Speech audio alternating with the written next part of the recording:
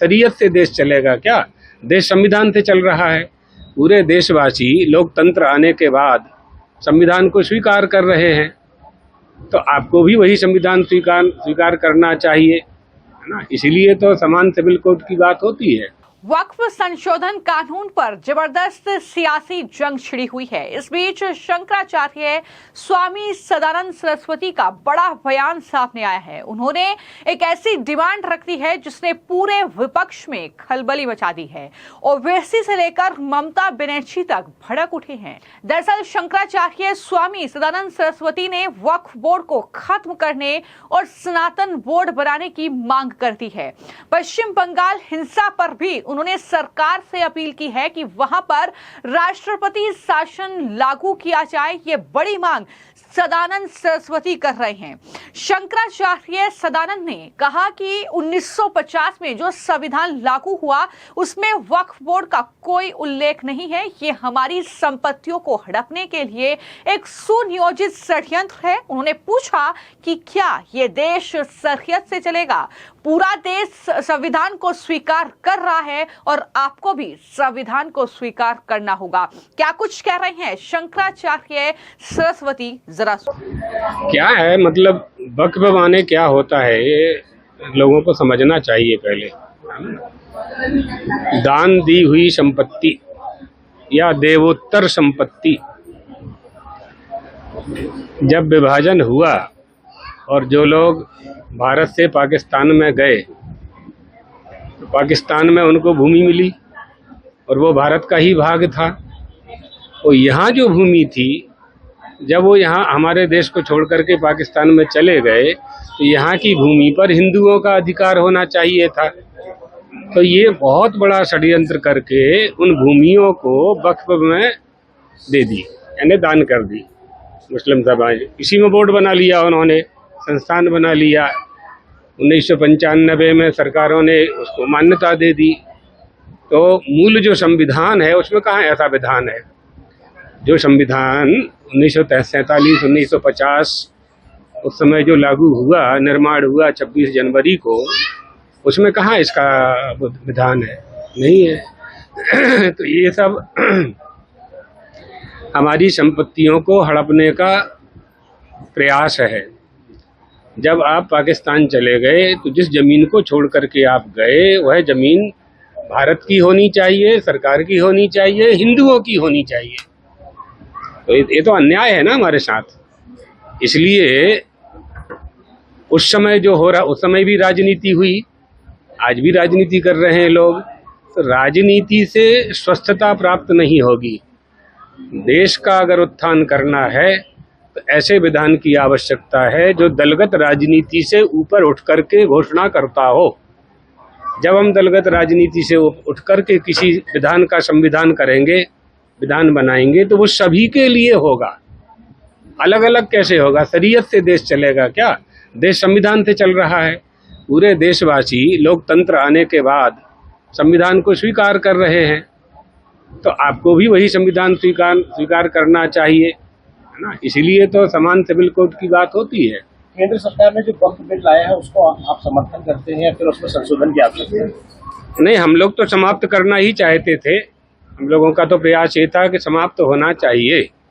समाप्त नहीं होता है तो हिंदुओं का, सनातन धर्मावलंबियों का भी संस्थान होना चाहिए, ट्रस्ट होना चाहिए, बोर्ड होना चाहिए। आप लोग उसको बोर्ड कहते हो, है ना। हमारे जितने भी मंदिर हैं, जिन मंदिरों में संपत्ति है, लगभग 4 लाख मंदिर हैं, वो सरकार के अधीनस्थ हैं। सरकार उनका संचालन करती है, भारत सरकार उनका संचालन करती है। कौन सी मस्जिद ऐसी है देश में जिसका शासन सरकार करती है, जिसका संचालन सरकार करती है? कौन सा गिरजाघर ऐसा है जिसका संचालन भारत सरकार के द्वारा होता है? तो ये पक्षपात पूर्वक निर्णय क्यों लिया जाता है हिंदुओं के विरुद्ध ही? ये हिंदुस्तान है, सनातन धर्मावलंबियों का, हिंदुओं का देश है। तो इसमें जब आपने पाकिस्तान बनवा लिया और हिंदुस्तान को हिंदुस्तान नहीं रहने दिया, तो ये तो नहीं चलेगा। इसलिए संविधान का पालन भारत में निवास करने वाले सभी लोगों को करना चाहिए। ठीक है। बंगाल में जो हिंसा हो रही है, हिंदुओं पे अत्याचार, तो आपने शंकराचार्य सदानंद सरस्वती को सुना, जिन्होंने वक्फ बोर्ड को लेकर, वक्फ कानून को लेकर ये तमाम बातें कही। उन्होंने कहा कि आज भी लगभग कई लाख ऐसे मंदिर हैं जिस पर सरकार का पूरा हक है। उन्होंने कहा कि हमारे लगभग आज भी 4 लाख मंदिर हैं जो सरकार के अधीन है, सरकार उनका संचालन करती है, लेकिन देश में कौन सी मस्जिद ऐसी है, कौन सा चर्च ऐसा है जिसका संचालन सरकार करती है। तो ये तमाम बातें भी उनके जरिए कही गई और बंगाल हिंसा को लेकर उन्होंने सरकार से मांग की है कि वहां पर राष्ट्रपति शासन लगाया जाए। ये मांग भी उनकी तरफ से की गई है। क्या कुछ बंगाल हिंसा पर शंकराचार्य की तरफ से कहा गया, जरा सुनिए। दुर्भाग्य है, बहुत दुर्भाग्यपूर्ण घटनाएं हो रही हैं, नहीं होनी चाहिए। सरकार को तुरंत वहां राष्ट्रपति शासन लागू करना चाहिए, हिंदुओं की रक्षा करना चाहिए।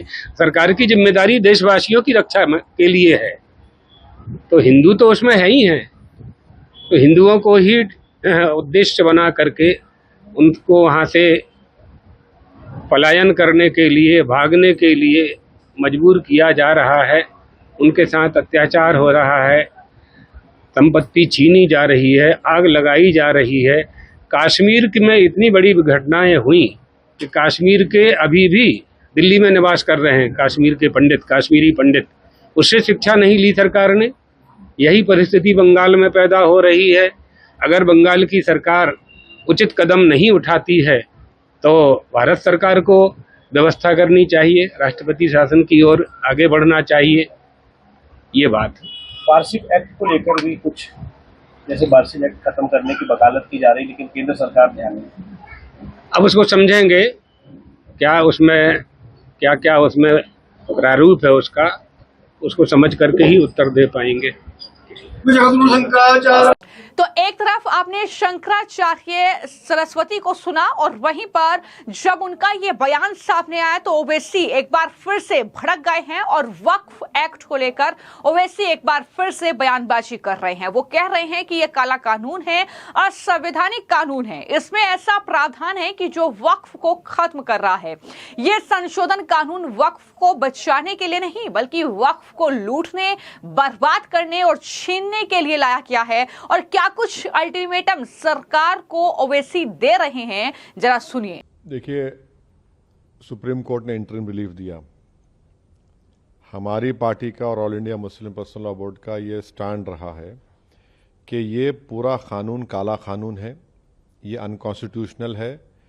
इसलिए अनकॉन्स्टिट्यूशनल है ये कि फंडामेंटल राइट्स को वायलेट करता है, चाहे आर्टिकल 14 हो, 15 हो, 25 और 26 और 29 हो। तो ये जो इंटरिम ऑर्डर है, इससे हटकर हम इसको कॉशियसली देखते हैं। क्यों देखते हैं? क्योंकि इसमें करीब 45-48 अमेंडमेंट्स हैं। एक अमेंडमेंट ऐसा है कि अभी जब हम बात कर रहे हैं, लिमिटेशन एक्ट अप्लाई हो रहा है, तो जितने लोग लैंड ग्रैबर्स हैं या एंक्रोचर्स हैं वो मालिक बन रहे हैं। और फिर वक्फ इवैक्यू प्रॉपर्टीज जो है वो ख़ास तौर से देश में पूरी जगह पर और पंजाब हरियाणा में बहुत है, वो अब गवर्नमेंट कस्टोडियन में चले आएंगे, तो वक्फ बोर्ड से हम उसको लूज कर रहे हैं। तीसरा यह है कि सेक्शन 2 में जो ट्रस्ट एक्ट है, जो सुप्रीम कोर्ट ने जजमेंट में कहा था कि वो वक्फ की प्रॉपर्टी है, गवर्नमेंट ने सेक्शन 2 के जरिए पूरे ट्रस्ट को निकाल दिया वक्फ से। और इसका पहला फायदा होगा देश के सबसे बड़े दौलतमंद आदमी को, जिसने खोजा ऑर्फनेज पर अपना घर तामीर किया था, जिसका केस अभी सुप्रीम कोर्ट से है, तो सेक्शन 2 से उसको फायदा होगा। पूरे जो वक्फ जो ट्रस्ट है उसको ट्रस्ट है बोल के वक्फ से निकल जाएंगे। चौथा ये है कि ये 5 साल का प्रोविजन है। कौन तय करेगा कि 5 साल से प्रैक्टिसिंग मुसलमान है? और अगर कोई महिला होगी तो उसका कौन तय करेगा? और जब वो 5 साल तक मुसलमान के वक्फ को नहीं दे सकेगी, दूसरे धर्म को दे सकेगी, तो ये तो नुकसानदेह है। फिर गवर्नमेंट ऑफ इंडिया ऐसे रूल्स बनाएगी जिससे वक्फ कमजोर होगा, वो फेडरलिज्म का भी वायलेशन होगा। कलेक्टर आज भी किसी मुतवल्ली को ऑर्डर दे सकता है कि भैया आप इस तरह का काम करो जो उस मुतवल्ली और उसके वाकिफ के खिलाफ होगा। अगर नहीं सुनेगा तो जेल को जाएगा। तो इसमें ऐसे कई प्रोविजंस है, सेक्शंस हैं जो वक्फ बोर्ड को खत्म कर रहे हैं। तो एक लीगल बैटल तो हमारी कंटिन्यू रहेगी। हमारा प्रोटेस्ट भी कंटिन्यू रहेगा, क्योंकि सवाल सिर्फ पूरे लॉ के खिलाफ हम लोग हैं जो अनकॉन्स्टिट्यूशनल है, और ब्लैक लॉ है जो वक्फ को बचाने के लिए नहीं लाया गया है, जो वक्फ को लूटने के लिए, वक्फ को बर्बाद करने के लिए, छीनने के लिए लाया गया है। माननीय उच्चतम न्यायालय ने यह भी कहा कि ज्यादा पिटिशंस आई हैं उनको कहीं ना कहीं वो एक तरीके से दिखाई देती हैं, एक ही बात पिटिशन में आती है, तो कुछ पिटिशंस को सुनने की बात कही गई है। 5 ठीक है, सुप्रीम कोर्ट ने कहा है 5 पिटिशन सुनी जाएंगी, बहुत अच्छा है।